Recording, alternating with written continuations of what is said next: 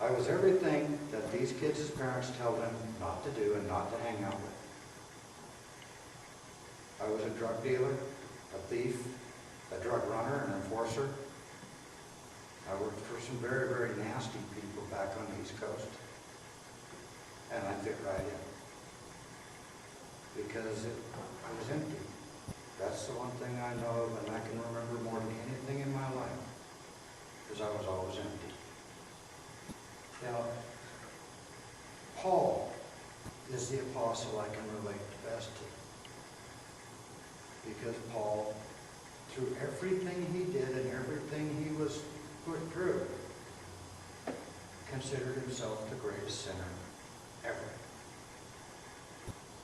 And one of his writings is, I used to live just like the rest of the world, full of sin, obeying Satan, the mighty prince of the power of the air. He is the spirit at work in the hearts of those who refuse to obey God.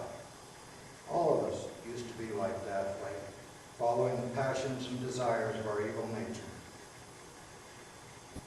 Before I got here, I'd heard, a long time ago, about the Great Commission from Christ of love your neighbor as yourself. And that was really, really a simple thing back then, because I hated who I was. And hating you was really easy, because the only thing you were there for is what I could take. And that's not a real good way to live. And on July 6th, I took every other bullet out of my .357. I spun the cylinder. And I said, all right, guys, you got a 50-50 chance. You show me how to live with this pain, and you take me now. And I stuck the gun in my ear, and it went click. And I was at peace, because I had an answer. And I said, you got 24 hours. And I put all the bullets back in the gun, put it back underneath my pillow, fully intending the next night to kill myself. And it was okay, I was ready. And I slept good that night for the first time in a long time, and I got up the next day, and I went to work, and I made everybody I worked with nervous, because it was the first time in a long time they'd seen me happy.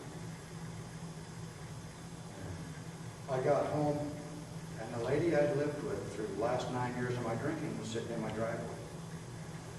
She was also, we parted friends. And she was mine and my wife's hairdresser. And she knew everything that was going on. She said, I know the whole story. And I know where you need to go. So just get a shower. You need to go home and shower, and then I'll be back to pick you up. And I don't know why I ever listened to her that night. I never had before. That was not my strong point in my relationships with women. I did what I'd been told. And she took me to my first Al-Anon meeting, and I sat in there, and I said, I don't know how to deal with the pain of my wife deciding that she was a lesbian and leaving. I don't know how to do this. And they looked at me and they said, well, it sounds like you're powerless over the disease of alcoholism.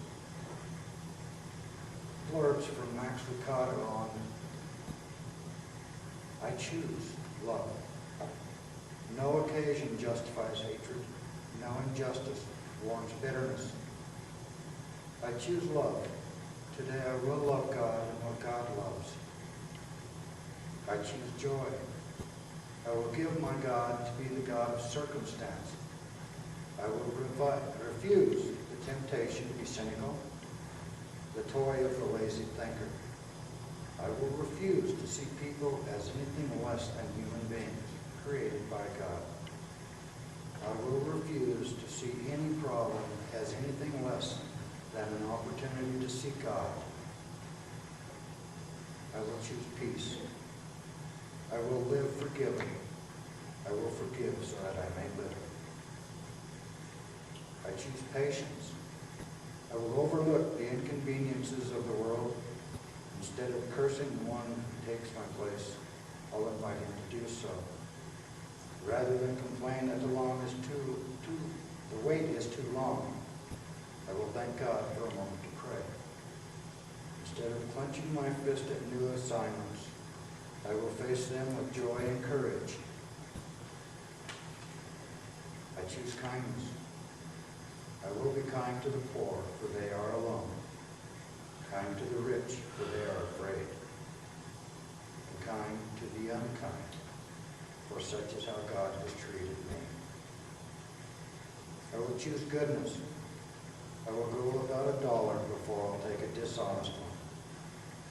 I will be overlooked before I will boast. I will confess before I will accuse. I choose goodness. I choose faithfulness. Today, I will keep my promises. My debtors will not regret their trust. My associates will not question my word. My wife will not question my love, and my children will never fear that their father will not come home. I choose gentleness. Nothing is won by force. I choose to be gentle. If I raise my voice, may it be only in praise. If I clench my fist, may it be only in prayer. If I make a demand, may it be only of myself. I choose self-control. I am a spiritual being. After this body is dead, my spirit will soar. I refuse to let what will rot rule the eternal.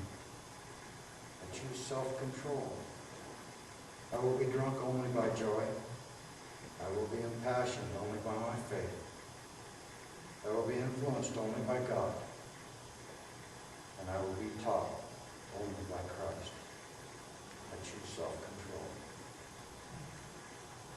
Love, joy, peace, patience, kindness, goodness, faithfulness, gentleness, and self-control. To these I commit my day. If I succeed, I will give thanks. If I fail, I will seek His grace. And then when this day is done, I will place my head on my pillow and rest. Thank you.